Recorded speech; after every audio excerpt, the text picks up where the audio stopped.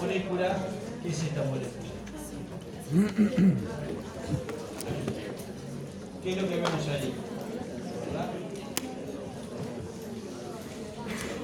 Esa es una, es la hemoglobina, ¿no? ¿Verdad? La molécula de hemoglobina que estuvieron viendo el miércoles, estructura, ¿no? ¿Verdad? La hemoglobina es un modelo tridimensional, cristalográfico, y ahí vemos las características, más o menos, ¿no? ¿Cuáles son las características estructurales de la molécula de hemoglobina? Es un tetrámero, o sea, está formado por 4 cadenas polipeptídicas y cada cadena polipeptídica, ¿qué tiene a la vez? Un grupo hemo, como se ve ahí, ¿no? ¿Verdad? Y vemos las 4 cadenas polipeptídicas y los grupos hemo que acá están en rojo. En verde están las cadenas polipeptídicas, ¿verdad? Ahora, ¿cómo son esas cadenas polipeptídicas? ¿Cómo se denominan a la parte proteica?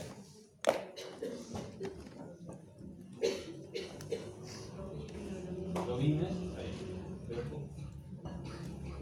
¿Son las 4 iguales? ¿Son las 4 diferentes? ¿Son una combinación al azar de cosas? Bueno, ahí va. Supongamos en un adulto. Ahí está. Son 2 cadenas alfa y 2 cadenas beta, ¿verdad? Es un tetrámero formado por 2 cadenas alfa y 2 cadenas beta. Muy bien. Pero si nosotros, creo que viene ahora la pregunta, ahí va, dice ahí arriba, ¿no? Creo que dice ahí. ¿Qué pasa si analizamos la sangre cualquiera nuestra, ¿no? ¿Qué encontramos en nuestra sangre? Vamos a encontrar hemoglobina en los glóbulos rojos, formada por 2 cadenas alfa, 2 cadenas beta. Solamente vamos a encontrar eso. ¿Qué vamos a encontrar en la sangre de un adulto? ¿Tiene idea?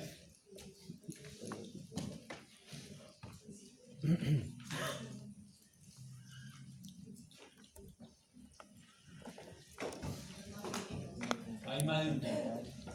Hay más de un tipo. Exactamente. ¿Cuáles son los otros tipos? Hay un poquito de hemoglobina fetal y hay un poco de hemoglobina A2. Exactamente. Como dicen los compañeros, ahí dice, ¿ven? O sea, la mayor parte de la hemoglobina, que es un poco la que estudiamos más, la que estaba en la fotografía esa, el 97% de la hemoglobina está formada por esta cadena, alfa 2 y beta 2, ¿verdad? La hemoglobina A se le llama A1 también, yo qué sé. Después tenemos una cantidad, después hay otras 2 hemoglobinas en cantidades bastante menores, la A2, que se llama, que tiene alfa 2, delta 2, en vez de la cadena beta tiene una cadena delta 2, y hay un poquito de hemoglobina fetal, que varía, pero anda menos del 1%, ahí dice, ¿no? Y además que es alfa 2, gamma 2. O sea que no tenemos solamente un solo tipo de hemoglobina, sino que tenemos estos 3 tipos de hemoglobina en un adulto. Entonces hoy vamos a hablar de cómo se sintetizan las cadenas de globina y cómo se sintetiza el grupo hemo. Primero vamos a empezar por las globinas, luego vamos a ver cómo se sintetiza el grupo hemo. ¿Verdad? Una cosa interesante que surge de la estructura, ¿no? ¿Verdad? Es que nosotros podemos definir 2 tipos de cadena. O sea, tenemos en la hemoglobina, de hecho están agrupados por familias. ¿Se acuerdan? Le pusimos un ejercicio de secuencias de hemoglobina. ¿Se acuerdan? Si la comparamos con la mioglobina, la distribución grupal, el día miércoles, supongo que también. Entonces, tenemos 2 tipos de cadenas de globina. Digo, las cadenas son entre sí muy parecidas, pero no son idénticas, ¿verdad? Entonces tenemos un tipo que obviamente estas son todas iguales. Las tipo alfa son todas iguales, es la misma secuencia polipeptídica. Es exactamente la misma secuencia polipeptídica. Y esos son los tipo alfa, tienen 141 aminoácidos. Y después tenemos otro tipo de cadenas que son las cadenas beta, que tiene 146 aminoácidos, y que como que de alguna manera durante la evolución, y eso está estudiado, hubo una divergencia, o sea, había un precursor de las cadenas de globina y de la mioglobina, todos esos son parientes, ¿verdad? Muy cercanos en la evolución, y ahí surgieron, en algún momento se diversificaron un poquito, en cadenas alfa y en cadenas tipo beta, ¿verdad? Y eso se refleja en los genes de las globinas, ¿verdad? Los genes de las globinas, como ven en el esquema de arriba, también están agrupados en los cromosomas de acuerdo a cómo, ahí lo que se ve ahí, donde si vemos de 5' a 3', tenemos los tipos, ¿cómo viene? Tipo beta, ¿no? Tipo beta, que está en el cromosoma 11, ¿no es verdad? Y obviamente hay muchos genes tipo beta, muchos genes que los alfan, ¿verdad?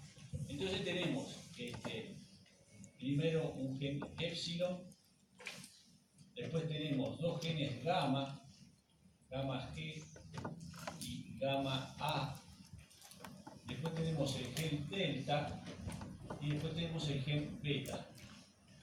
Esos son los tipos beta, ¿verdad? Y lo que decíamos, los genes que codifican para las cadenas tipo beta. Ahí aparecen también marcados unos pseudogenes. O sea, en ese es un clúster, se llama, o grupo de genes que están todos más o menos cercanos, en el cromosoma 11. También hay pseudogenes. ¿Qué es esto? Es un pseudogen. O sea, es una secuencia que no codifica para una cadena polipéptida. Entonces tenemos todos estos genes, como ven, de tipo beta, y abajo están los tipos alfa, que obviamente hay menos. Tipo alfa, al mismo esquema, está en el cromosoma 16, tenemos un gen Z y dos genes alfa, alfa 2 y alfa 1, ¿no, verdad? Ahí están arriba.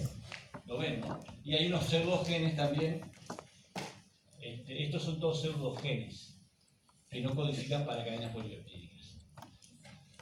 Eso están en cada cromosoma distinto. O sea que la divergencia también vemos que están agrupados en forma diferente, ¿no? Entonces, ¿cómo son estos genes? ¿Por qué necesitamos tantos genes, ¿no, verdad? Los betas son claros porque en el adulto, obviamente, este beta es el que se expresa en el adulto y el delta es el que se expresa en el adulto y un poquito de los gamma, ¿verdad? Y los alfa que se expresan en el adulto son estos dos, alfa 2 y alfa 1. Los alfa 2 y alfa 1 son genes que codifican para la misma cadena polipeptídica, la misma secuencia de aminoácidos. Hay un poquito de diferencias en la secuencia de nucleótidos, pero los codones son los mismos, ¿entienden? Hay distintas opciones en codones. O sea, las cadenas son iguales, simplemente que hay pequeñas diferencias en las secuencias de ADN, nada más. Y los genes gamma, ven que hay dos genes gamma, gamma G y gamma A. Es como una especie de polimorfismo. El gen gamma G codifica para una glicina en la posición 146 o 136, pero 136, y el gen gamma A para una alanina en esa misma posición, que no hace ninguna diferencia en cuanto a su función ni nada, simplemente hay como dos variaciones de la misma secuencia. Uno tiene una glicina y otro tiene una alanina y se van a expresar indistintamente uno o el otro. O sea, estructuralmente no van a cambiar absolutamente nada. Entonces, ¿por qué tenemos estas hemoglobinas y más genes de las hemoglobinas? Esto tiene que ver con el desarrollo. ¿Dónde se produce este proceso, verdad? Esto lo vieron cuando vieron la eritropoiesis, ¿no? Ustedes vieron la eritropoiesis, no voy a volver sobre eso. Yo tampoco lo estudié, digamos. La eritropoiesis ocurre en la médula ósea en el adulto, especialmente ocurre en la médula ósea Y tiene una serie de etapas, ¿no, verdad? Todos unos precursores que ocurren en la médula ósea que se van diferenciando, ¿no? Los proeritroblastos, todas esas formas que se van desde las células madre, van generando los distintos precursores que terminan en el glóbulo rojo maduro, ¿no, verdad? Esto lleva unos 7 días sintetizar un glóbulo rojo, o sea, completar este proceso. Y es un proceso tremendo. O sea que por día el consumo de energía y lo que hace la eritropoiesis es algo increíble. Porque el recambio, más o menos, son unos casi 270 millones de glóbulos rojos que se recambian por día. O sea, es una cifra tremenda de células que se están generando por día, ¿verdad? Es un proceso realmente impresionante. Acá está interesante ver, claro, si ustedes ven la hemoglobina, ¿no? La concentración de hemoglobina, que es lo que nos interesa hoy en esta clase, ¿no? Arranca la síntesis, obviamente, arranca ya en los precursores, ¿no, verdad? Porque obviamente el glóbulo rojo, ¿qué pasa? El glóbulo rojo hace síntesis de hemoglobina. Obviamente que no. No puede hacer síntesis de hemoglobina porque no tiene núcleo, tiene ribosomas y pierde casi todo, y pierde el ARN, pierde prácticamente todos los organelos intracelulares, ¿no, verdad? Pierde las mitocondrias, pierde casi todo lo que sería el retículo, o sea, no hace síntesis de hemoglobina. Todo eso tiene que ocurrir antes, en la etapa anterior, por eso ocurre en estas etapas anteriores. Acá esto queda estable, ¿verdad? En los precursores, ahí es donde se sintetiza la hemoglobina que se va acumulando. ¿Se entiende eso? Muy bien. Entonces, ¿por qué tenemos tantos genes? Eso iba a buscar, ¿verdad? Eso tiene que ver con el desarrollo, ¿no? Con lo que se muestra ahí arriba. Nosotros sintetizamos durante el desarrollo distintas globinas para formar distintas hemoglobinas, digamos así, ¿no? Y más o menos los genes se van a expresar en esa dirección, en la dirección 5', 3' de estos cromosomas, ¿no? ¿Verdad? Se van a expresar así. Primero se expresan estos genes, ¿no? ¿Verdad? Epsilon y Z. Siempre se expresa un gen alfa y un gen beta. Yo tengo siempre que estar expresando cantidades equivalentes para formar este trámite. Por eso es una base de esta idea. Entonces, de esta manera se genera, por ejemplo, epsilon 2, Z2. Siempre un tipo alfa con un tipo beta, ¿verdad? Y después se van combinando, ¿no, verdad? Epsilon con alfa, se combina epsilon 2 con alfa 2, o gamma, estoy escribiendo al revés, no me gusta. Estoy escribiendo al revés, eso porque escribí ahí. Perdón. Me gusta siempre la alfa Z2, epsilon 2, después vendría alfa 2, epsilon 2, y después vendría alfa Z con gamma, Z2 con gamma, ¿no? ¿Entienden? Se van combinando. Esta es la etapa embrionaria. En la etapa embrionaria, unas 8 semanas desde la concepción, digamos, se forma el embrión, ¿verdad? Ahí, en esa etapa embrionaria, se expresan estas hemoglobinas que nunca las vemos en realidad. Estas que están acá, ¿verdad? Que son Z2, epsilon 2, alfa 2, epsilon 2 y Z2, gamma 2. Esas son hemoglobinas embrionarias, siempre formando un tetrámero.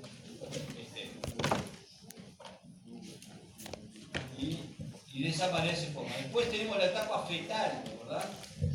La etapa fetal, que claramente es esta con esto, ¿verdad? Esto sería la etapa embrionaria.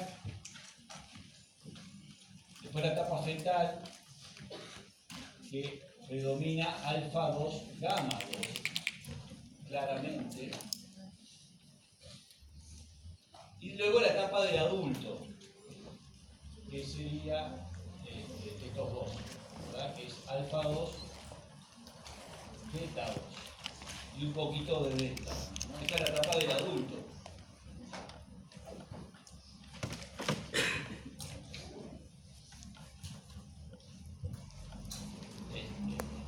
Entonces, durante el desarrollo, de acuerdo al desarrollo del organismo, los genes se van a ir prendiendo y apagando, porque quiere decir que después se van a ir aprendiendo, estos genes se prenden primero, luego se apagan en la etapa fetal, luego se prenden los gamma y los alfa. Los alfa obviamente siguen durante toda la vida, y luego se van encendiendo estos. O sea, son clones de células madre, porque estos vienen de clones de células madre que se diferencian en la línea eritroide, ¿no? ¿Verdad?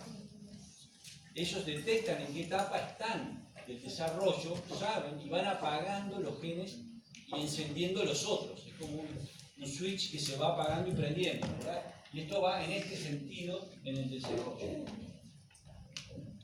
Es lo que va a pasar, ¿no?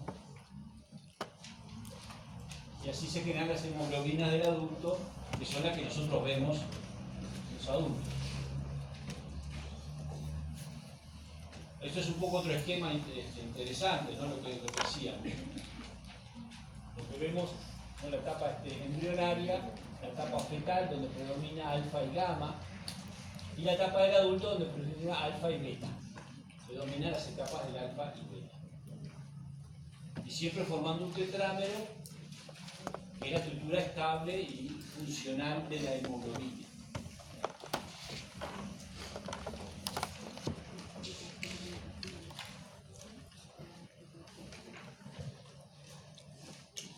Entonces, ¿dónde se produce la síntesis de la hemoglobina? En estos precursores eritroides. Dijimos no en el glóbulo rojo, pero sí en los precursores eritroides.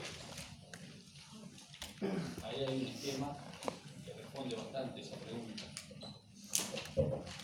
¿La hemoglobina en qué compartimiento está?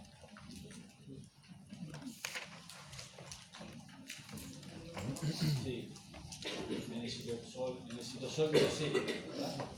Entonces, como todas proteínas que se sintetizan en el citosol, obviamente simplemente los ARN mensajeros se van a unir a los ribosomas y van a generar las cadenas polipeptídicas. Ese es el esquemita de arriba, ¿verdad? Pero estos genes, ya sea cualquiera de estos genes que están activando, se van a expresar un mensajero, el mensajero se procesa, va hacia el citosol, sale del núcleo, llega al citosol y se une a su ribosoma. Se une al ribosoma, ahí arriba, tiene que venir los genes que codifican para la cadena tipo alfa y los genes que codifican para la tipo beta. ¿Verdad? Y ahí el ribosoma sintetiza la parte proteica, que es la globina. Eso es lo primero que ocurre, se sintetiza la globina directamente en el citosol, se sintetizan las cadenas alfa y las cadenas beta. Ya ocurre, y ahí se tiene que encontrar con la otra parte de la síntesis, porque la hemoglobina, como vimos en la estructura tridimensional, necesita el grupo hemo, que luego vamos a ver de dónde sale, pero sale de la mitocondria. El grupo hemo se sintetiza, se termina de sintetizar en la mitocondria, y el grupo hemo sale de la mitocondria y se une a la parte proteica, a las cadenas alfa y beta, porque esa interacción, ¿verdad?, es una interacción con un bolsillo hidrofóbico y se tiene que coordinar con estidina proximal. Todo eso tiene que ocurrir casi simultáneamente, ¿no? Y ahí forma el monómero. Esto sería un monómero alfa y un monómero beta, ¿verdad? Esos monómeros rápidamente interaccionan entre sí formando un dímero alfa-beta. O sea, no vamos a encontrar monómeros libres. Rápidamente forman un dímero alfa-beta y dos dímeros alfa-beta van a formar el tetrámero. De hecho, eso se ve en la estructura de la hemoglobina es como un dímero de dímeros. No sé si les dijo Silvia eso, pero es como que hay alfa-beta, alfa-beta, ¿entienden? Hay interacciones, hay un dímero que está más próximo a una beta, hay eso se ve en las propias estructuras tridimensionales, hay contactos más estrechos y después esos dos dímeros interaccionan para formar el tetrámero, que es la forma estable de la hemoglobina que vamos a encontrar en la sangre, en los glóbulos rojos, ¿verdad?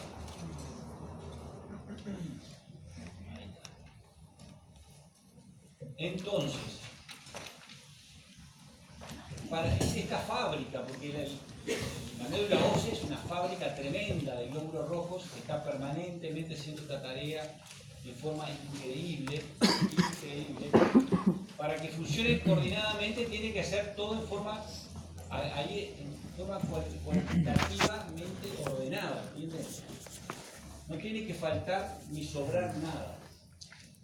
Entonces, por cada cadena alfa y cada cadena beta se tiene que formar equivalentemente la misma cantidad de grupo hemo. No tiene que sobrar el grupo hemo. Vamos a ver que el grupo hemo cómo está regulada su síntesis. O sea que tiene que haber una síntesis coordinada de alfa, de beta, de las cadenas alfa-beta y de los grupos hemo, todos simultáneamente para que coincidan y se ensamble la hemoglobina. Eso es una tarea tremenda que hace la médula ósea. Y de hecho el hemo incluso regula no solo la transcripción de los genes de las alfa y beta, los estimula, ¿no? ¿Verdad? Cuando hay hemo, el hemo actúa como un mediador que estimula la síntesis de las cadenas alfa y beta, los precursores eritroides, sino incluso estabiliza el mensajero, estimula la síntesis proteica. Hay un factor de la traducción que participa con el ribosoma, que es que sensa la cantidad de hemo que hay, que lo estabiliza y que hace que se produzca, digamos, todo en forma coordinada. Cadenas alfa, beta y hemo a la vez, ¿verdad? Y después vamos a ver cómo se regula la síntesis del grupo hemo en la médula ósea. ¿Qué sucede cuando hay un desbalance de esto? Esto lo van a estudiar ustedes más adelante, supongo. Cuando hay un desbalance en la síntesis. Eso es un típica enfermedad que se llama talasemias. Talasemias es cuando hay un desbalance, no se sintetiza la misma cantidad de alfa y beta que debería sintetizarse y predomina una sobre la otra o no existe la otra, lo cual obviamente son mucho más terrible, ¿no? Pero si hay un desbalance se le llama la talasemia, ¿verdad? Y tenemos las talasemias alfa, que es cuando faltan las cadenas alfa. Bueno, incluso la beta. Talasemia beta, talasemia alfa, cuando faltan las cadenas alfa. O sea, hay alguna mutación de los genes alfa que llevan a que no se produzca suficiente cadena alfa. Entonces predomina la cadena beta. Esa cadena beta puede formar un tetrámero que se llama hemoglobina H o beta 4, como está escrito ahí, que no tiene cooperatividad, que no es efectiva y que tiende a precipitar, no es una buena hemoglobina, no es un buen sustituto de la alfa 2 beta 2, ¿verdad? Pero existe, se puede ver en los glóbulos rojos, en la talasemia alfa. Se dan cuenta que después, ¿qué pasa en la talasemia beta? La talasemia beta es cuando algo está mutado en el gen beta y predominan las cadenas alfa, ¿verdad? Las cadenas alfa no forman tetrámero, quedan como monómero y tienden a precipitar, inducen la formación de radicales libres dentro de los precursores que los dañan, que se mueren. O sea, tampoco es una buena, termina siendo, obviamente, produciendo una anemia y un trastorno, ¿verdad? De hecho, va a haber un seminario, el miércoles, supongo que alguien lo va a presentar, sobre este problema, ¿verdad? Y una alternativa, sobre todo en la talasemia beta. Porque, ¿qué sucede en la talasemia alfa? ¿Se dan cuenta ustedes que la talasemia alfa, si ustedes consideran cuál sería más grave, la talasemia alfa o la talasemia beta?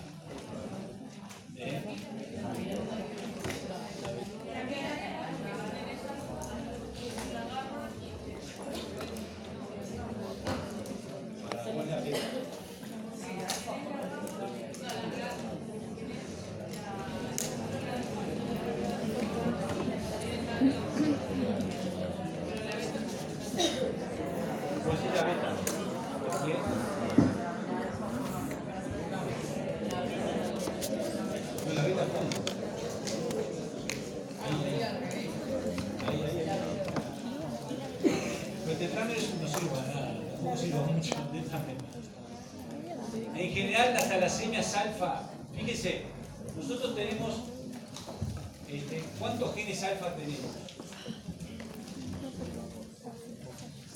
Tenemos 4 en realidad. Tenemos 2 copias. Tenemos 2 cromosomas 16. Tenemos 4 genes alfa. ¿Estamos de acuerdo? 4 genes alfa. En cada cromosoma ahí están los 2, ¿verdad? Si yo no tengo ninguna, si una talasemia, pues, hay talasemias parciales, que le falta 1, 2, 3, hasta 3 genes alfa. Cuando ya nos faltan los 4 genes alfa, es incompatible con la vida.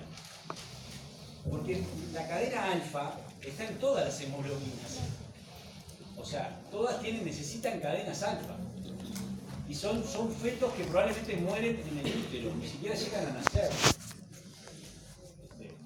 No se llegan a desarrollar y mueren, hay abortos espontáneos. Existen talasemias parciales porque queda alguno de los genes expresan, ¿verdad? Algunos puede expresarse, entonces bueno, más o menos algo hay de cadena alfa. Es totalmente incompatible. La total, ¿no? Lo que sería una talasemia alfa total. ¿Qué pasa con la talasemia beta?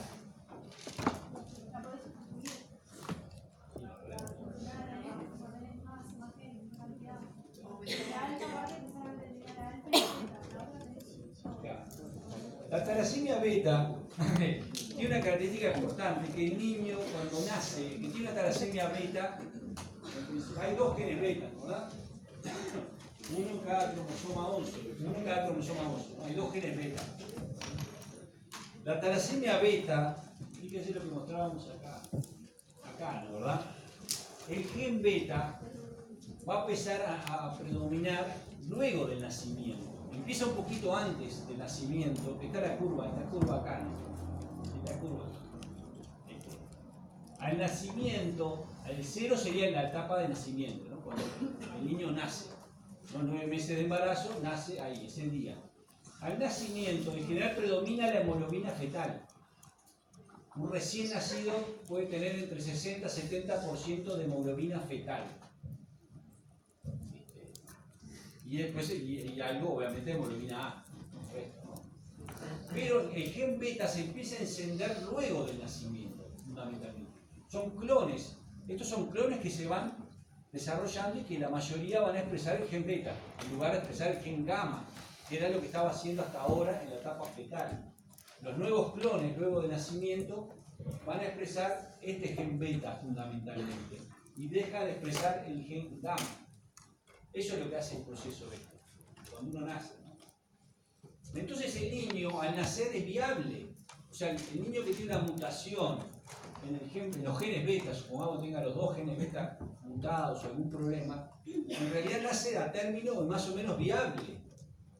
Nace, digamos, normal, aparentemente normal. El problema es que cuando tiene que hacer ese switch, tiene que cambiar al beta, hay una mutación, no se expresa suficiente cadena beta. Entonces ahí empiezan los problemas, empieza la talasemia. O sea, es una persona que nace más o menos normal, pero que a los pocos meses empieza a desarrollar la talasemia. Por eso se ve más frecuente, porque y por eso va a esta alteración. Y bueno, el seminario va a discutir algunas alternativas sobre cómo intentar tratar esto. En parte, el objetivo es eso, cómo tratar a esta paciente. Y bueno, es lo que se intenta hacer ahora. Van a ver un poco el seminario, no quiero adelantar mucho el seminario. Vengan a alguien le toca ese artículo, ¿no? Les toca.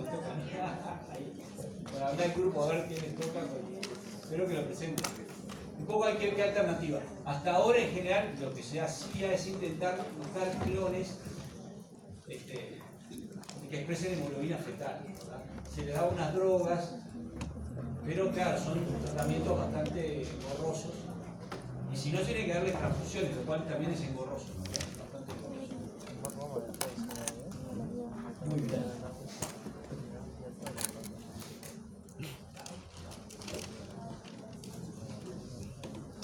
Entonces vamos a pasar, entonces vimos un poco lo que era la expresión de las cadenas de las globinas, ¿verdad? Que es parte de esta maquinaria impresionante que hace la médula ósea y los precursores electrónicos. O sea, cómo sintetizamos las globinas. Globinas para formar la hemoglobina. Ahora vamos a empezar a hablar, bueno, de estas talasemias, todas estas talasemias, como todas estas enfermedades, en general tienden a precipitar, la hemoglobina tiende a precipitar, forman estos cuerpos de Heinz dentro de los glóbulos rojos que se pueden teñir porque precipitan, no son funcionales, o sea, no es una cosa que... Esos son típicos de las... por ejemplo, esta es lo que sería predomina las cadenas beta. Entonces vamos a empezar a hablar ahora de la síntesis del hemo. Vimos cómo se sintetizan las globinas, ahora vamos a ver cómo se sintetiza la parte no proteica, de dónde sale el grupo hemo. Este es el grupo hemo, ¿no? ¿Verdad?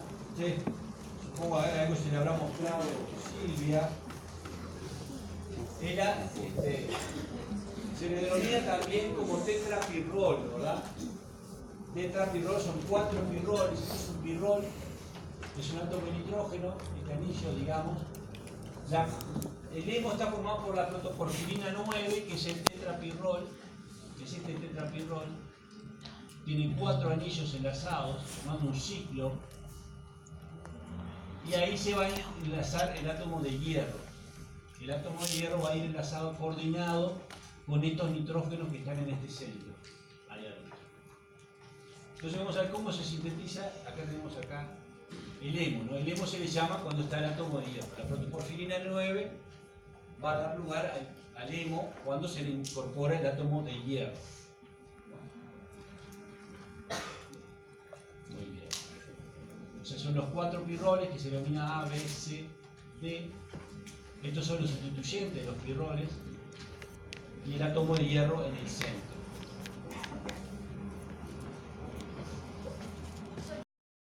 Sí. Esta vía de síntesis del grupo hemo, porque nosotros los grupos hemos evolutivamente son muy importantes en la naturaleza, ¿verdad? Y esta vía es una vía muy conservada en toda la naturaleza para hacer grupos, llamémosle tipo hemo, en distintas situaciones. Y todas tienen casi una vía muy parecida, aunque el producto final sea un poco diferente, ¿verdad? Uno de lo que decíamos, la síntesis de allá arriba, ¿no ven? Las ferroporfirinas, ¿no?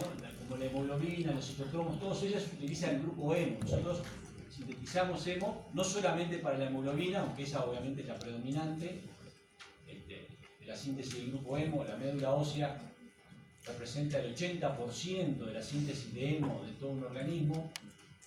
Luego tenemos un 15% que se sintetiza en el hígado, vamos a ver, en el hígado, porque sintetiza sobre todo un grupo, los citocromos de las mitocondrias y también la citocromo P450 para el retículo endoplásmico. Pero digamos, cada célula va a tener que sintetizar su propio hemo. Cada célula, cada neurona, cada célula muscular, cada fibroblasto, cada lipocito sintetiza, tiene esta maquinaria para sintetizar su grupo hemo. Y evolutivamente tenemos las ferroporfirinas, y esto está relacionado también con la síntesis de la clorofila en las bacterias, en las plantas, que tiene magnesio, no tiene hierro. La clorofila es esencial, ¿no? ¿Verdad? Para la captación de la energía solar y hacer la fotosíntesis. Las ficobilinas, que no tienen metales, que están en las algas fotosintéticas, pero también son como grupos pirroles que se unen y que pueden captar la luz y traducir la energía y hacer una especie de fotosíntesis, digamos. Y también con la cobalamina, la vitamina B12 que la vimos en BC6, ¿te acuerdan? En BC5, que tiene cobalto, que nosotros no la sintetizamos y que la tenemos que obtener del medio ambiente. Pero todas estas rutas convergen, tienen un cierto origen parecido, ¿verdad? O sea que son rutas evolutivas comunes. Como decía, nosotros sintetizamos solamente las ferroporfirinas, que están arriba de todo, ¿verdad? Entonces, es muy interesante la historia de esto porque cuando se empezaron a incorporar marcadores metabólicos, radiactivos y no radiactivos, unos investigadores empezaron a usar Se discutía de dónde salían los carbonos y los nitrógenos de los grupos hemo. ¿Cuál era el origen? No se sabía cómo se sintetizaba. Estos investigadores hicieron experimentos muy importantes marcando acetato y marcando el nitrógeno de la glicina, del aminoácido glicina. Y vieron que de ahí surgían tanto los carbonos como los nitrógenos, del aminoácido glicina y de los carbonos del acetato, que en realidad después se dieron cuenta que venía succinato, se transformaba en succinil-CoA. Ellos daban acetato, que era mucho más fácil obviamente dar acetato marcado, pero luego analizando los resultados se dieron cuenta que en realidad no era el acetato directamente, sino que el acetato se transformaba en succinato, y el succinato era el que formaba los carbonos. Y son descubrimientos pioneros.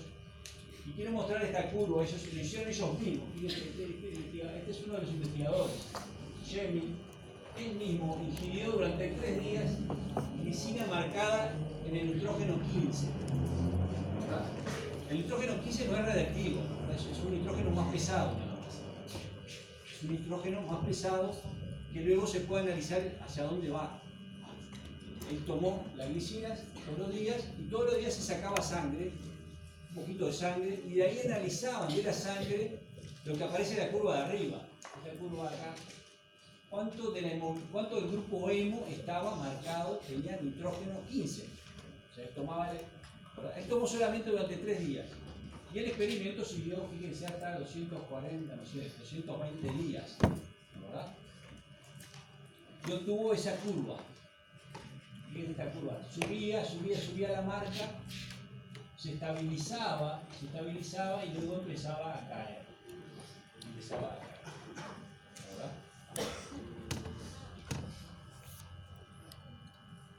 Es muy interesante porque acá vemos por un lado cómo se sintetizó, ¿no? ¿Verdad? La glicina ahí no solamente va a formar, obviamente, ese grupo hemo, va a ir a todos lados. No es que la glicina solamente va a formar el grupo hemo, simplemente que ellos analizaron el grupo hemo. La glicina va a aparecer en otras proteínas, en otras cosas, simplemente a ellos no les interesaba qué pasaba con el grupo hemo, ¿no? Ven entonces la síntesis, el proceso de síntesis en el sentido de la incorporación, ¿no? ¿Verdad? De síntesis. Y este periodo, ¿qué es este periodo que vemos acá? Plató, está chato, ¿no? ¿Verdad? Claro. Tiene que ver con la vida media de los glóbulos rojos. De ahí se puede calcular la vida media de los glóbulos rojos directamente. O sea, esos glóbulos rojos que se sintetizaron en ese periodo de 3 días, que incorporaron la glicina, el nitrógeno de la glicina, y después la caída, cuando empezamos a analizar el periodo de caída, ¿qué es esto? El periodo de caída nos está hablando de la destrucción, esos glóbulos rojos están siendo destruidos. O sea, vivieron un periodo de tiempo y luego empiezan a ser destruidos. Los que tenían la marca, ¿no? Obviamente están generando nuevos glóbulos rojos, pero permito seguir los que están marcados. Puedo marcar y puedo ver la caída y le dio más o menos 120 días. ¿Verdad? Esa es la vida media de los glóbulos rojos, que se ha calculado por otros métodos, pero esto coincide bien con lo que sabemos nosotros, ¿no? Más o menos le da la caída, esta caída, unos 120 días. Y lo que se calcula que viven los glóbulos rojos. Que es una cifra muy importante, 120 días no es poca cosa, digamos. Hay muchas células que viven mucho menos. Y si hablamos de las plaquetas que no tienen núcleo, ¿no? Viven unos 7 días, pero los glóbulos blancos también viven pocos días. O sea, esta es una célula que tiene, a pesar de lo poquito que tiene, vive bastante tiempo, ¿verdad? Bastante tiempo. Muy bien. Entonces, así se terminó de dónde provenían los carbonos y nitrógenos que van a dar lugar al grupo hemo. Entonces, el grupo hemo, la síntesis, la vamos a dividir en 3 etapas, ¿verdad? 3 grandes etapas que están señaladas de arriba. Uno, la síntesis de los precursores. Porque nosotros tenemos un tetrapirrol, vamos a ver que se sintetizan 2 precursores, uno que da lugar al otro, a lo que sería el primer pirrol. Luego, la formación de un primer tetrapirrol, o sea, un ciclo con 4 pirroles. ¿no? Que se llama el 1-porfirinógeno 3. Acá los nombres son espantosos, pero es parte de la, ya le expliqué la nomenclatura, es así. Se va a formar el primer tetrapirrol, que es el 1-porfirinógeno 3. Y ese 1-porfirinógeno 3 vamos a ver que tiene que ser modificado para transformarlo en la protoporfirina 9. Va a ser modificado en sus cadenas laterales y en determinados segmentos. Y por último, entonces, la última parte es esa, la modificación de ese tetrapirrol, la formación de la protoporfirina 9 y la incorporación del átomo de hierro. La última parte es la incorporación de ese átomo de hierro a la protoporfirina 9. Esa es la última parte.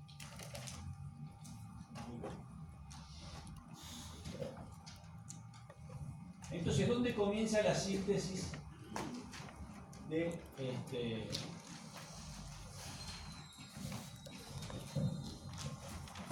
la síntesis del grupo hemo? Comienza en la mitocondria. La primera enzima del ciclo está en la mitocondria y cataliza la condensación, ¿verdad? El succinil-CoA que tienen ahí, succinil-CoA, ¿se acuerdan, verdad? De la succinil-CoA con el átomo de glicina. Como decíamos, que ya lo habían visto, la glicina está ahí arriba, ¿verdad? Estas dos se van a condensar. ¿Se acuerdan? El succinil-CoA es un intermediario del ciclo de Krebs. Forma parte del ciclo de Krebs. Acá vemos una reacción donde el ciclo de Krebs está funcionando para la biosíntesis. ¿Se acuerdan? El ciclo de Krebs no solamente produce NAD reducido, sino también genera precursores para otras rutas. Este es un ejemplo. El succinil-CoA acá va a irse para otro lado. En vez de seguir el ciclo de Krebs, se va a ir para otro lado. Y se produce entonces, no sale la coenzima A, sale, se decarboxila, ¿verdad? Y acá y se forma el ácido 5-aminolebulínico. Es esta molécula que es así. El ácido 5-aminolebulínico. 2. O ALA, se le llama ALA también. Ácido 5-aminolebulínico. Y acá está la enzima que es la ALA-sintasa. La ALA-sintasa, que es una enzima mitocondrial que tiene piridoxalfosfato en su sitio activo. ¿No dice eso ahí? Sí, ¿no? Piridoxalfosfato. Y se forma este ácido aminolebulínico.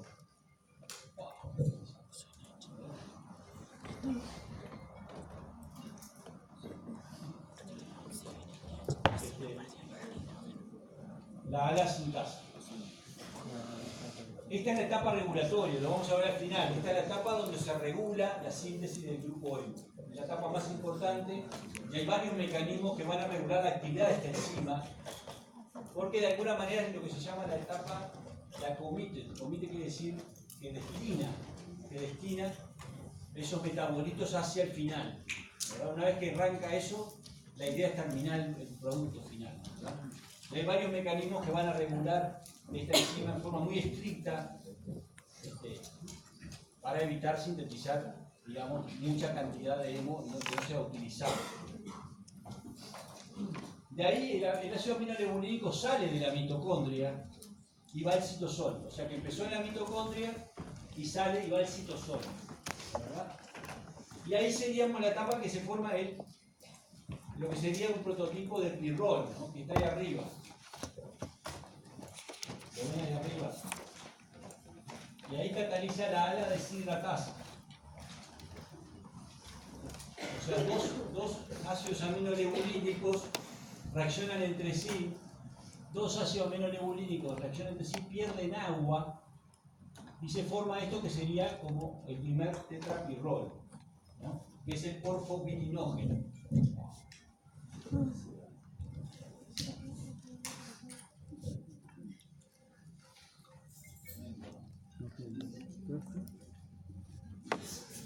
Vamos a la alarma. ¿Tenemos alarma? ¿Ustedes tienen alarma? Ese es un problema. Alarma. Entonces ahí vemos la molécula de cuerpo vinilógeno, ¿verdad? Sí.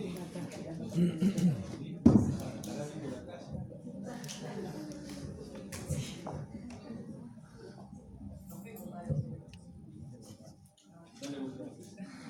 No les interesaba. No se interesaba el caso. Entonces,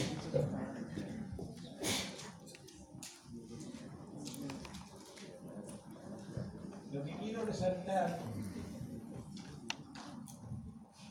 este es el porfo vininógeno, ¿no?, que está dibujado ahí arriba, que surge de la condensación de dos ácidos aminolebulínicos.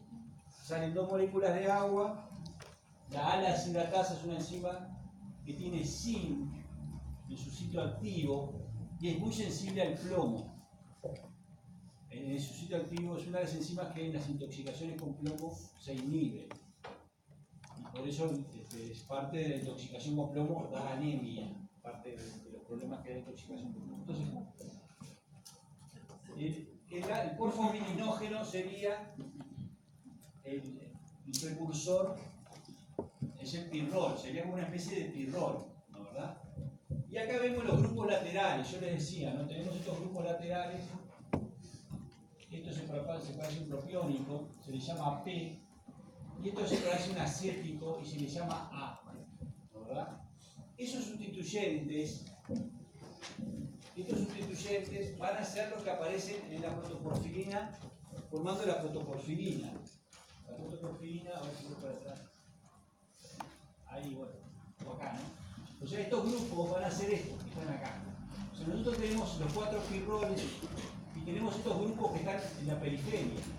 Esta molécula es una molécula plana, esencialmente un plátano, ¿verdad? Entonces, estos grupos van a estar en la periferia de este plátano. Bueno, estos grupos ven, este va a quedar igual y este también va a quedar igual. Pero los otros van a cambiar. Los otros van a cambiar a estos grupos como metiendo vinilo, ¿verdad? Estos sí van a quedar, son los que vemos acá, son los mismos que se generaron ahí.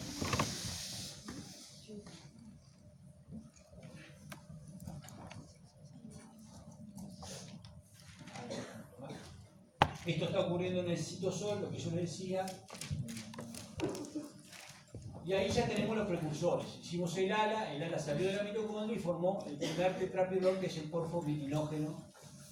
Porfo vininógeno se le llama también PBG, como abreviatura.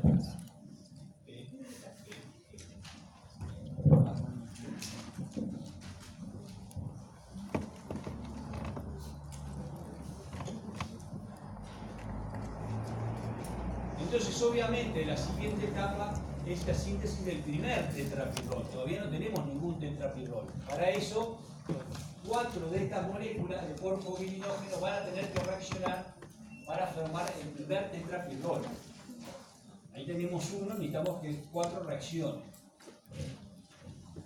Y van a necesitar 2 enzimas, ¿verdad? Que son estas que están acá. O sea, primero van a reaccionar a través de esta porfovininógeno desaminasa, y luego una enzima que se le llama la cosintasa, que va a terminar de formar, de ciclar ese tetrapirrol, ¿verdad?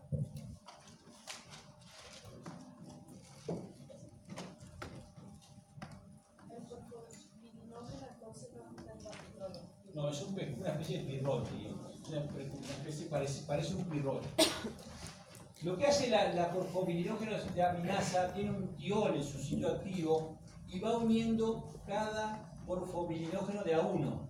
En ese sitio activo que está ahí representado, como que la enzima tiene un grupo tiol, viene este compuesto, ¿verdad? Que decíamos AP, ¿no? ¿Verdad? Así. Viene. Esto sería un PBG, porfovininógeno. Y la enzima lo que hace es reacciona y el PBG se va a unir, va a salir el amonio, este sale, este grupo amino sale como amonio y se une al tiol, a ese tiol, ¿verdad? De forma que queda unido, pegado a la enzima, el primero, ¿verdad? Queda un metilo así y esto queda unido.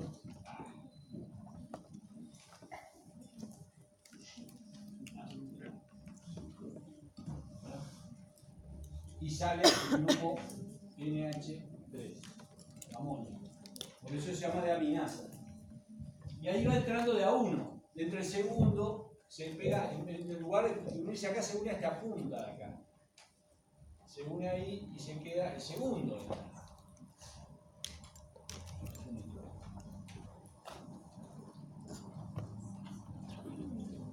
Entra el segundo, después entra el tercero, ¿no? Sale siempre NH3, entra el tercero, A, B, A, y entra el cuarto.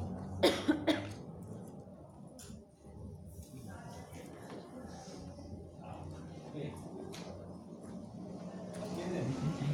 Van entrando de a uno, va entrando de a uno, va entrando de a uno y va saliendo el amonio, ¿verdad?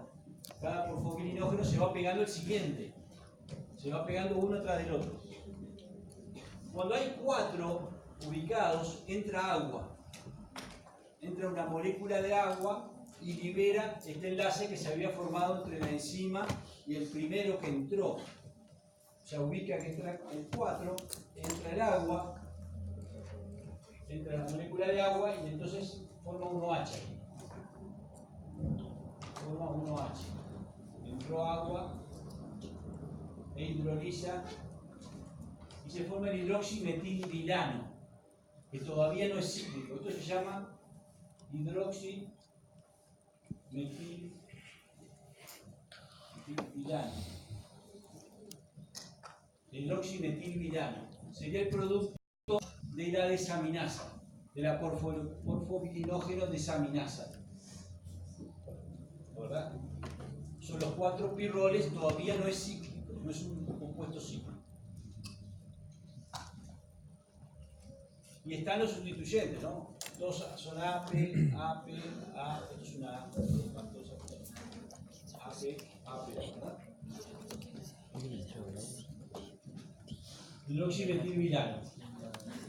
¿Qué es lo que sucede? El hidroximetilvilano, como ustedes se dan cuenta, puede espontáneamente ciclarse. El hidroximetilvilano se puede, solo, simplemente reaccionando este OH con este carbono, se cicla, se puede ciclar. Entonces da lugar a un compuesto que se llama el uroporfirinógeno 1, el isómero 1. ¿Entienden? Si no está esta enzima, en lugar de formarse el uroporfirinógeno 3, se forma el uroporfirinógeno 1, el isómero 1, porque reacciona esto con esto. ¿Qué diferencia hay entre el 1 y el 3? Esto es como búsqueda la 7 diferencia. ¿Cuál es la diferencia entre el 1 y el 3? A ver. ¿Cómo?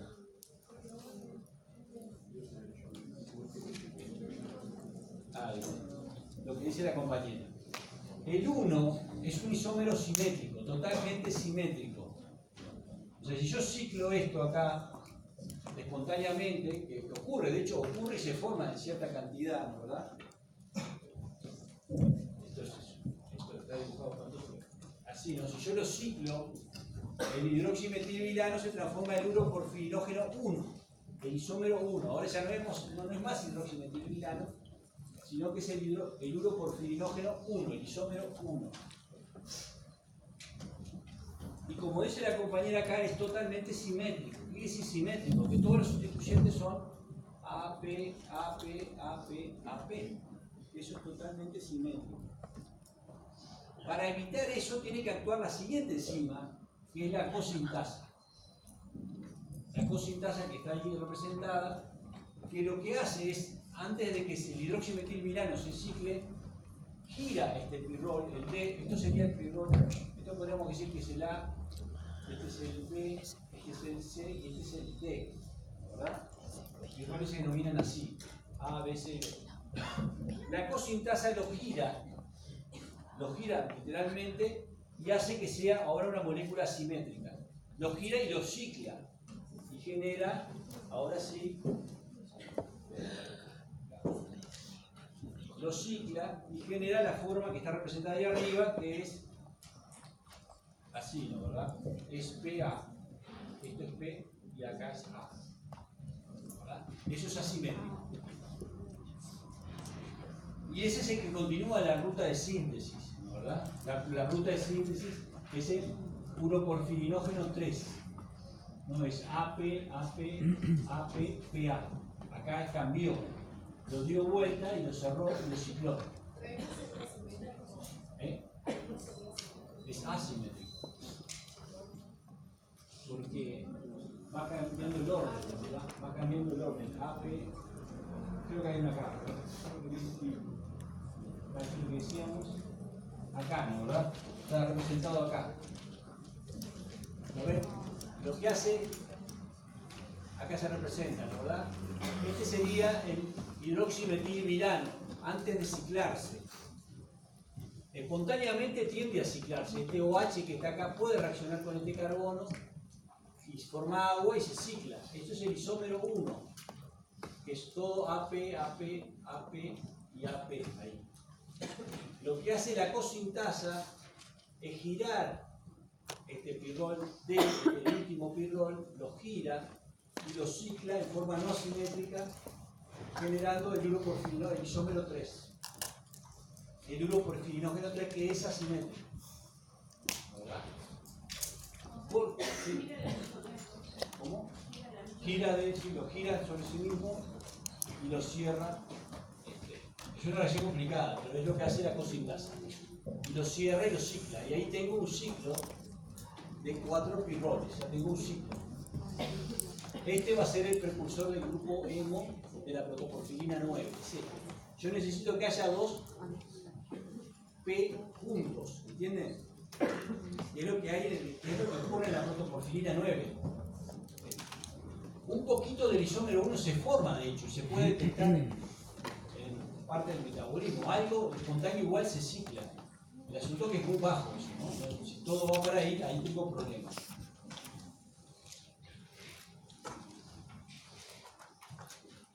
Entonces, este es el primer pitapirrol y ahora tengo que modificarlo, ¿verdad? ¿Se acuerdan? Tengo que modificarlo para formar la protoporfirina 9. Y esas son las siguientes reacciones que vamos a ver. Porque acuérdense, ¿no? ¿Verdad? Los sustituyentes del grupo hemo son estos, ¿no? ¿Verdad? Yo tengo acá el metilo, vinilo, esto es metilo, vinilo, metilo, propiónico, este queda igual, este propiónico, metilo. ¿Se dan cuenta? Eso es lo que yo tengo que lograr ahora. Yo ahora acá tengo acetilo, P, AP, acá tengo una A y esta es la P, PA. ¿Verdad? Así es la sustituyente que tengo ahora. El grupo, y otras modificaciones que tengo. Yo tengo que modificarlo hacia hacerlo esto. Lo que ocurre en forma siguiente, ahí va, el uroporfirinógeno 3. Primero todos estos grupos acetilos que están acá, ¿verdad? Todos los A, todas estas A que están acá arriba, van a ser decarboxilados, ¿verdad? O sea, estos son así, ¿no? ¿Verdad? CH2 y tienen un carboxilar, ¿no? ¿Verdad? Todos son. Lo que ocurre es que se decarboxilan todos, se van a decarboxilar todos y van a formar grupos metilo ahí. Van a formar grupos metilo, metilo, metilo y metilo. O sea, ahora todos estos son M, ¿verdad? En vez de A son grupos M.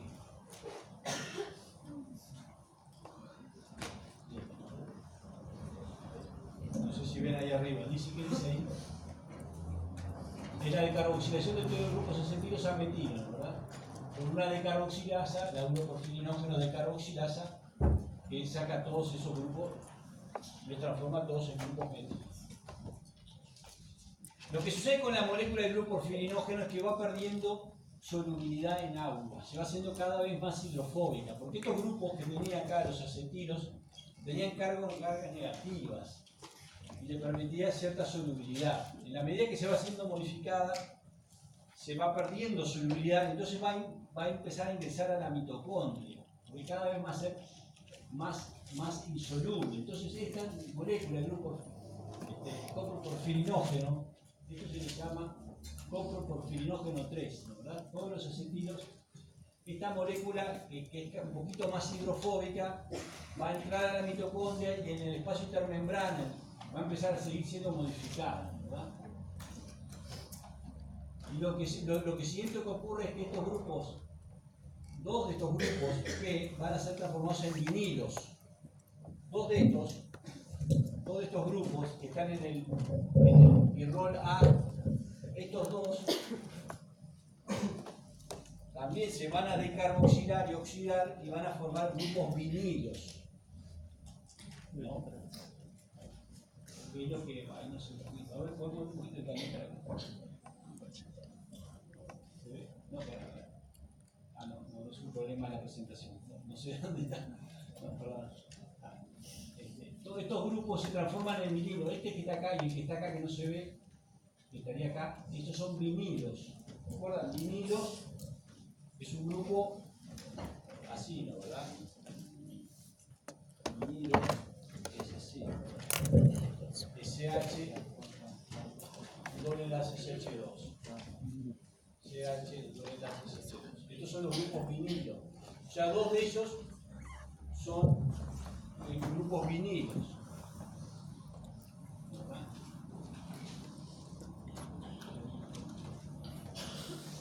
Que es lo que dice acá, ¿verdad? Dos propionatos se transforman en vinilos, la coproporfirinooxidasa lo forma en la mitocondria. ¿Verdad? Y por último, todavía acá es una cosa muy importante de los tetrapirroles, de las porfirinas, es que tiene que haber una resonancia entre los dobles enlaces. Los dobles enlaces tienen que estar en resonancia. Esto es muy importante para la función. ¿Qué quiere decir eso? Porque acá nosotros tenemos enlaces, cada pirrol está unido por simplemente un puente que es un carbono CH2, ¿verdad? Acá habría un CH2. ¿Verdad? Todas estas esquinas, estas puntas son un CH2. Yo tengo que oxidar esos enlaces y formar dobles enlaces ahí. De forma de generar lo que se llama todo un centro que pueda resonar. Estos dobles enlaces se van a poder mover todo alrededor de esto. Estos se van a empezar a saltar, en vez de estar fijos acá, van a empezar a moverse alrededor de todo el círculo, de todo el tetrapirrol. Eso es muy importante para lo que se llama los grupos metenilos, tienen que formarse, ¿no? Los metilenos a metenilos. Para eso hay que oxidar estos puentes que están acá. ¿Verdad? Eso ocurre en la matriz, en la mitocondria, y de esa manera se genera la protoporfirina 9. O sea, acá en todos estos puentes hay un doble enlace. Esto es muy importante porque permite que los electrones, estos dobles enlaces no son fijos, están saltando de un lado al otro, van saltando, va saltando, todo esto van saltando, o sea, no tiene una posición fija, y esto es muy importante para la electrónica del grupo hemo. Tiene que ser así, si no, no funciona, ¿verdad? Y eso le da propiedades espectrales también, le da color. Las porfirinas tienen color, ¿verdad? Al tener esos enlaces en resonancia, les da color y le da un espectro característico. Esta son las que se llama la banda de Sore y otras bandas que vamos a ver en el práctico, cuando hagamos el práctico, que están presentes obviamente en la hemoglobina, ¿verdad? Le dan color, el color rojo, nosotros vemos el color rojo, obviamente porque hay un átomo de hierro, pero porque el hemo tiene color rojo. el hemo con el átomo de hierro, con esos dobles enlaces le da ese color rojo característico. Muy importante. Y para las funciones del hierro, son muy importantes porque eso, cuando se une el hierro, le va a regular las propiedades del hierro que está unido al hemo.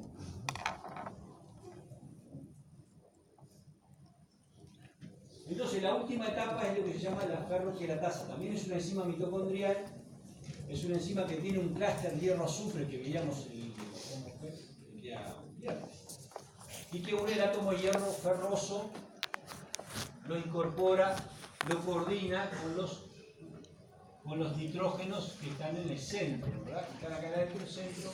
La ferroqueratasa, la protoporfirina 9, le incorpora el átomo de hierro. Esta también es una enzima que es sensible a la intoxicación con plomo.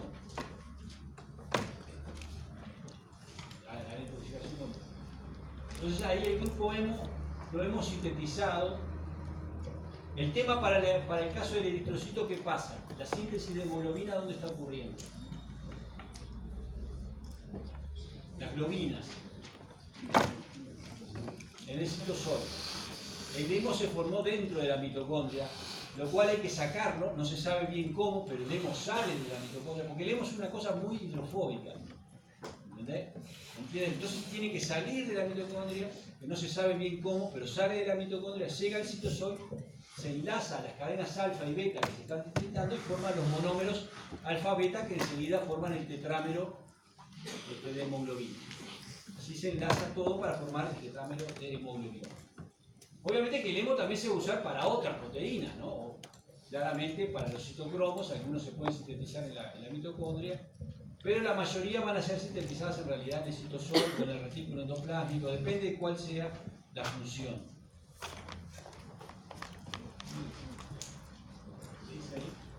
Bueno, acá hay un poco la intoxicación con plomo, que es algo que hemos visto, que era muy frecuente, pero que es una intoxicación ambiental, porque el plomo se usó mucho, sobre todo en el siglo XX, a mediados del siglo XX, se le agregaba a las naftas el plomo, a las pinturas, bueno, las cañerías obviamente, y uno de los síntomas de la intoxicación con plomo es la anemia, porque sobre todo inhibe la ala deshidratasa y la ferroqueratasa, la última enzima, y da un tipo de y otros trastornos, no es lo único que hace. Entonces, esto es un poco el panorama general que veíamos. Empezamos en la mitocondria, donde reacciona la glicina y el succinilco A, formamos el ácido aminoribulínico, el ALA, que sale de la mitocondria, y en el citosol forma el porfopirinógeno. Dos ALA reaccionan entre sí y forman el porfopirinógeno, que sería como el primer pirrol prototipo. Esos cuatro reaccionan por la desaminasa, forman hidroximetilbilano. Ese se tiene que ciclar en la forma correcta, girando el D, el anillo D, que yo les decía que está acá, y forma el uroporfirinógeno 3. Un poquito del 1 se forma, pero es despreciable. El 3 es el que sigue la ruta, porque acá tienen los sustituyentes adecuados. Luego todos los acetatos estos se decarboxilan, forma el coproporfirinógeno 3, ¿verdad? Todos metidos, serían todos metidos, y va entrando a la mitocondria. Y ahí sigue el proceso donde se forman los dos vinilos, se oxidan los enlaces que están alrededor, que unen los pirroles para formar un ciclo, y ahí formar la protoporfirina 9, que es una protoporfirina que ya tiene color en sí mismo, y luego la incorporación por la ferroqueratasa del átomo de hierro, que también tiene que llegar a la mitocondria, es hierro 2 que se coordina y se forma el grupo hemo. Y el grupo hemo va a tener que volver a salir de la mitocondria para llegar al citosol y reaccionar con las cadenas. ¿Cómo se regula? Como dijimos, la ala sintasa es la enzima que regula el ciclo. La ala sintasa es una enzima mitocondrial. Y hay dos isoformas distintas. Una que es la ala sintasa 1, que está en todos los tejidos, que sería la que mantiene la basal, y sobre todo actúa en el hígado, que es el segundo sitio en importancia, ¿no? Porque el 80% del hemo se sintetiza en la médula ósea, pero hay un 15% que se está sintetizando en el hígado. Ese 15% está dado por la ala-sintasa 1.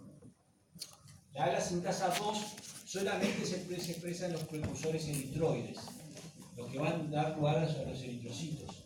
Es específica para eso. La reacción es exactamente la misma, ¿verdad?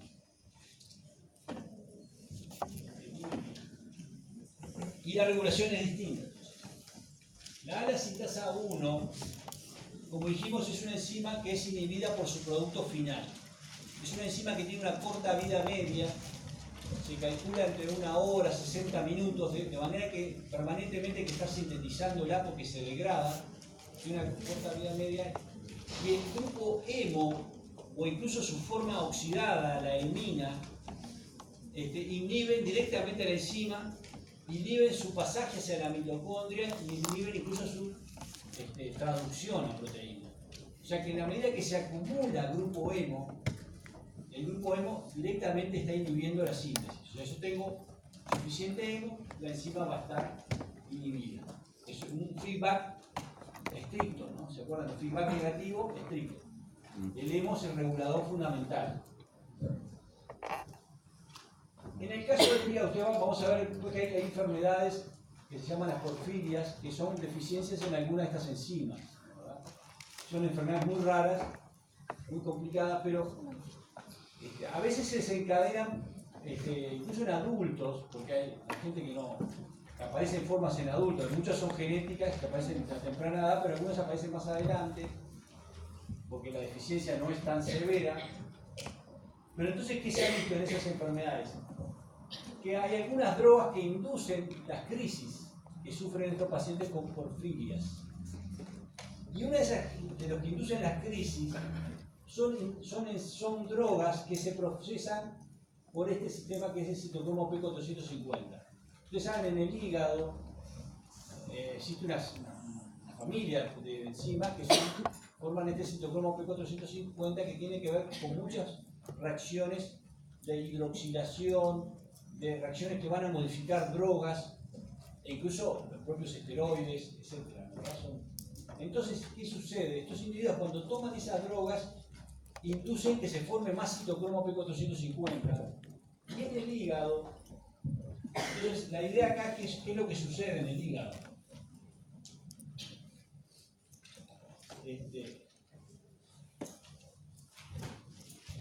Nosotros tendríamos en el hígado un pool de hemo muy pequeño, ¿verdad? El hemo no se sabe ni cuánto es el hemo, pero obviamente hay una cierta cantidad muy pequeña. Entonces, en la medida que se induce por alguna droga, ¿verdad? Supongamos un barbitúrico, las personas que toman barbitúricos, los barbitúricos son drogas que inducen su degradación por el citocromo P450. Esto induce que se forme más citocromo P450. Esto son enzimas que están en el retículo endoplásmico del hígado, ¿verdad? La droga induce porque se procesa por ahí genéticamente. Entonces, ¿esto qué hace? Que el poquito hemo que haya se libere, baje su concentración, ¿verdad? O sea, si yo induzco bajo la concentración de hemo, eso hace que la ala-sintasa 1 se desinhiba, ¿verdad? Se active. Si yo bajo la concentración de hemo, la ala-sintasa se tiene que activar. O sea, es un feedback. ¿Se dan cuenta de lo que estoy diciendo? Entonces, estas personas muchas veces desarrollan la crisis porque en realidad la ala-sintasa 2 se desinhibe, pero como no es funcional, muy bien funcional todo este sistema, termina generando una enfermedad que no puede responder porque le falta algún paso intermedio. Entonces se desencadena en respuesta a alguna droga que induce el P450 que se consume. El poquito hemo que había libera la acción de la ala-sintasa 1 y esta empieza a formar hemo. Pero como se forman intermediarios tóxicos, porque la cadena está el ciclo no está completo, termina generando la crisis en el paciente, ¿verdad? Ese es un mecanismo que se ve en estos pacientes que sufren las enfermedades profundas. O sea, hay una regulación muy estricta entre la concentración de hemo y la acción de la ALA sintasa 1. Porque no se puede acumular mucho hemo en el hígado. Creo que dice eso, no sé si dice eso, pero... ¿Qué pasa con la ALA sintasa 2? La ALA sintasa 2 es todo lo contrario. La ALA sintasa 2, como dijimos, es una fábrica en serie que está produciendo hemo en forma tremenda, ¿verdad? La ALA sintasa y toda la síntesis de las globinas es un proceso que tiene muchos reguladores positivos, ¿verdad?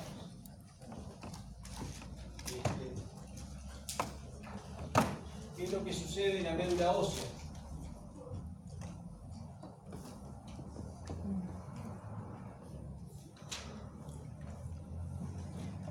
Vamos a hablar de uno de los reguladores más importantes en un organismo es la hormona eritropoyetina.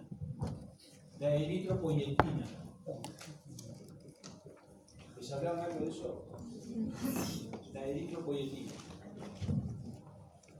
Esta es una hormona que se forma en el hígado y que se forma en función de qué?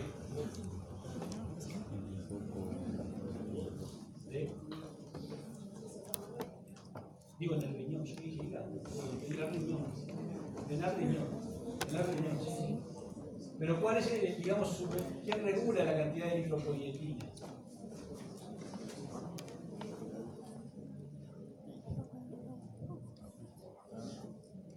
La PO2. Claro, del oxígeno, la concentración de oxígeno. Ahí va, la PO2, entonces la PO2. La PO2, o sea, la concentración de oxígeno está regulando la liberación de eritropoyetina. Eso lo hace a través de un factor que es el HIF. ¿Les hablaron de eso? HIF alfa. El HIF es un factor inducido por hipoxia. Hypoxic inducing factor. Es un factor que está inducido por la hipoxia. Es un factor transcripcional muy importante que está en todos los tejidos, pero también en estas células, obviamente, del riñón está. Y el HIF lo que sufre es hay una enzima que es una prolina hidroxilasa que si hay oxígeno suficiente, el HIF se forma hidroxiprolina, o H-prolina, ¿verdad? Esta hidroxiprolina lo lleva hacia la degradación, al protosoma. De forma que si hay oxígeno suficiente, el HIF está siempre degradado. No aparece. Cuando la concentración de oxígeno baja, o sea, la PO2 baja en el riñón, la concentración de oxígeno baja, el HIF se estabiliza y empieza a inducir un montón de genes. Va al núcleo y estimula un montón de genes.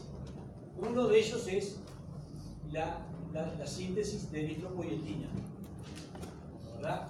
También el HIF estimula toda la síntesis de la glucólisis, un montón de respuestas en otros tejidos, ¿no? ¿Verdad? El crecimiento vascular, toda una serie de respuestas que dependen de este factor.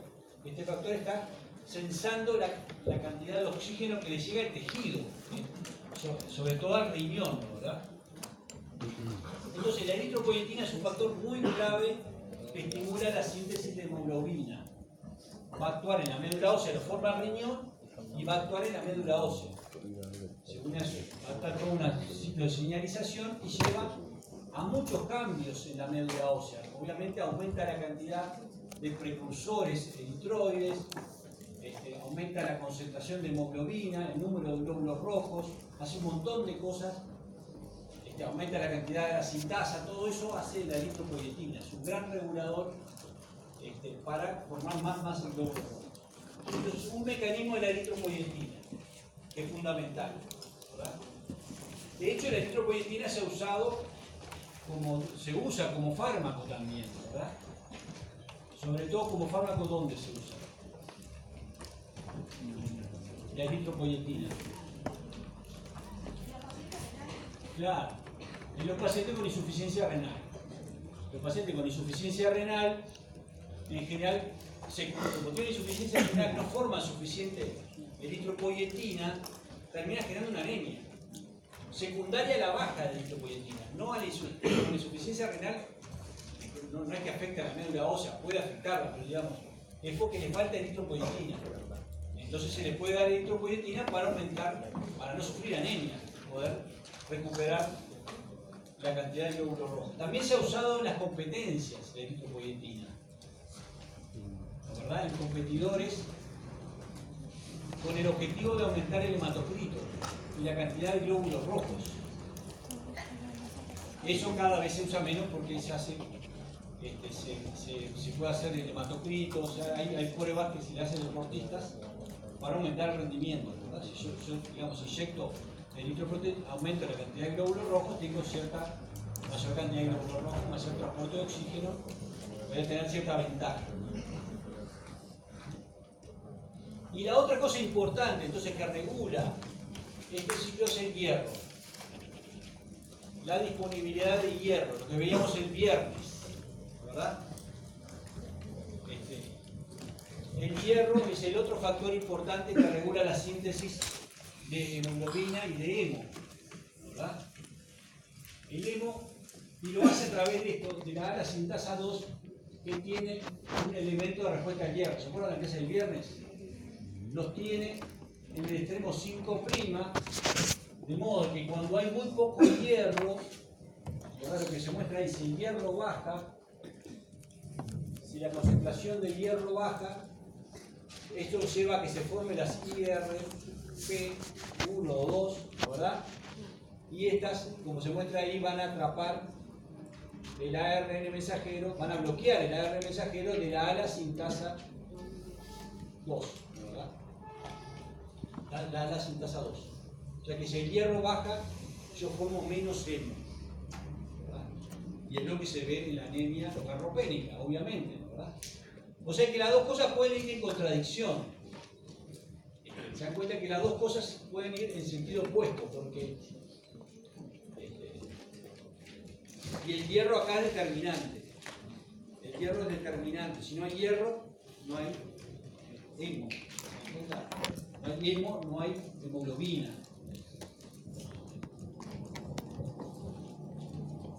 Y también esto también explica algunos, porque ustedes van a ver pacientes, por ejemplo, con enfermedades pulmonares crónicas, los EPOC, típicamente pacientes con EPOC que tienen un problema de una hipoxia crónica.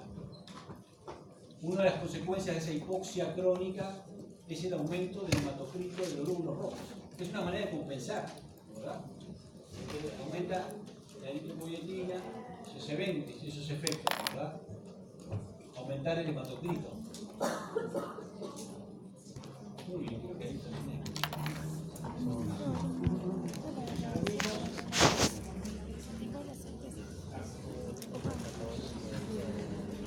Entonces, las enfermedades estas, que las porfirias, son enfermedades genéticas donde se altera alguno de estos genes, ¿verdad? Como ven, van a ver una presentación muy variable, pero en general lo que sucede es que cuando se bloquea alguna de estas enzimas, se ha reconocido casi todas las enzimas, se han encontrado mutantes, le falta la enzima, se va acumulando el precursor. Típicamente es una vía que si se falta una enzima se empieza a acumular el precursor y no se forma el producto que sigue, ¿verdad? Y entonces eso hace que los síntomas sean también variables. Obviamente cuando más adelante de la vía es, ven lo que se ve acá como dice, fotosensibilidad. Por ejemplo, si falta esta, la coproporfina peroxidasa, ¿no? Dice fotosensibilidad, todos estos tienen fotosensibilidad. ¿Por qué tiene fotosensibilidad? Porque el precursor que se forma, que no es el hemo, termina depositándose en la piel y reacciona con las luces solares y se oxida y daña la piel. Efectivamente da un daño en la piel que genera úlceras, destruye la piel. aumenta, incluso como defensa del organismo genera pelos, todo pelos, muchas veces pelos. Eso, de ahí que surge la idea de Drácula. Drácula en realidad, la idea de que una persona que tenía una porfiria. Porque estas personas tienen gran avidez por sangre, como grupos emo, tienen un aspecto terrible, tienen pelo por todos lados y tienen intolerancia a la luz, porque tienen fotosensibilidad, o sea, el sol realmente los daña tremendamente. De ahí se surge toda esa tradición, pero que son enfermedades obviamente que la tienen y no va a estar muy contentos.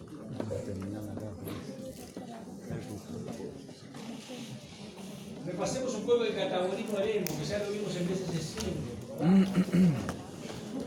como mostramos al principio, los glóbulos rojos tienen una vida de 120 días, ¿no? Que es una vida bastante larga. Parte de ese metabolismo tiene que ver con, se supone, hay varias señalizaciones que hacen que el glóbulo rojo envejezca, y sobre todo a nivel de la membrana. Se plantea que el glóbulo rojo, su membrana va perdiendo, se va exponiendo fosfatidilcerina en la membrana del glóbulo rojo, se va oxidando, va perdiendo elasticidad el glóbulo rojo en su envejecimiento, y eso parte lo reconoce, por ejemplo, el vaso, ¿verdad? El vaso va a reconocer el glóbulo rojo envejecido en estos sinusoides muy estrechos. Estos sinusoides que están en el vaso son muy estrechos, que el glóbulo rojo, para pasar por ahí, tiene que realmente deformarse. Se supone que al no poder deformarse, todos los sistemas retículo-endoteliales que están en el vaso, que son macrófagos, lo van a fagocitar. Esos glóbulos rojos envejecidos, que ya llegaron a su vida media, van a ser fagocitados por el sistema retículo-endotelial, ¿verdad? Van a ser destruidos. De modo que se va a formar un fagosoma. En ese fagosoma, obviamente el glóbulo rojo se destruye y se libera la hemoglobina. Y también la hemoglobina que se está destruyendo, ¿verdad? Ya el glóbulo rojo envejecido va a ser captado por el macrófago, ¿verdad? Y en el fagosoma se va a liberar la hemoglobina, que rápidamente va a estar, la globina se va a desnaturalizar, todas las enzimas van a empezar a actuar en el fagosoma y se libera el grupo hemo también, ¿verdad? Este grupo hemo, esto ocurre en el fagosoma, ¿no? Este grupo hemo es captado, por lo que se muestra ahí arriba, ustedes ya saben, por una enzima del retículo endoplásmico que es la hemooxigenasa, ¿se acuerdan? La hemooxigenasa. Hay dos isoformas, hay 1 y 2. Esa hemooxigenasa va a ser la reacción que ven ahí arriba. Ahora va a romper el grupo hemo, lo va a oxidar. Es una reacción bastante compleja donde participa el oxígeno, NAD reducido, y se forma la biliverdina. Y los productos de esta reacción son la biliverdina, el átomo de hierro, ¿no? La biliverdina, más el átomo de hierro, más el monóxido de carbono. El monóxido de carbono. ¿Se acuerdan de eso? El monóxido de carbono sale, no sé si se ve ahí. El monóxido de carbono sale de este carbono de ahí.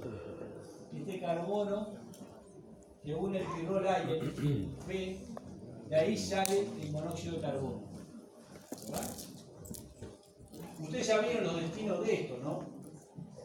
¿Qué sucede con la biliverdina? Lo mismo en PCC5. La biliverdina, ¿qué pasa? Con la biliverdina.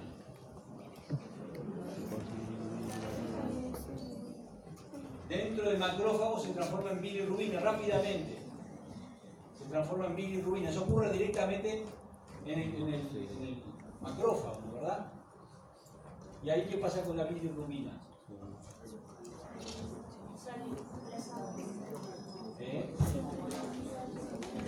Se une a la albúmina y va al hígado. ¿Se acuerdan?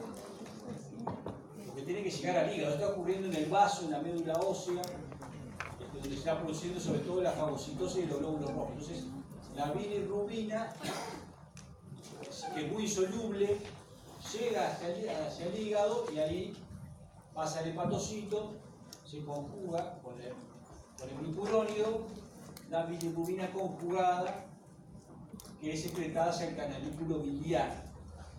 Y ahí aparece la bilis, en las materias fecales, ¿verdad? Y después hay un ciclo que vuelve una parte a entrarse, urobilinógeno, tercobilina, todo eso. Una parte aparece en la orina, y otra parte aparece, la mayoría de parte de esa aparece en la materia fecal. O sea que ahí nos estamos deshaciendo de los carbonos, de la mayoría de los carbonos menos de uno. Un carbono no va por esa vía, hay un carbono que no. Eso ya lo vimos. ¿Qué pasa con el carbono monóxido de carbono?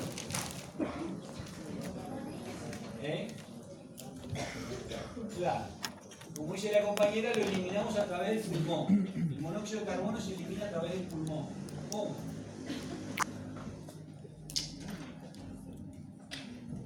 ¿Cómo llega el pulmón? El monóxido de carbono que se está produciendo en el vaso. Por la hemoglobina.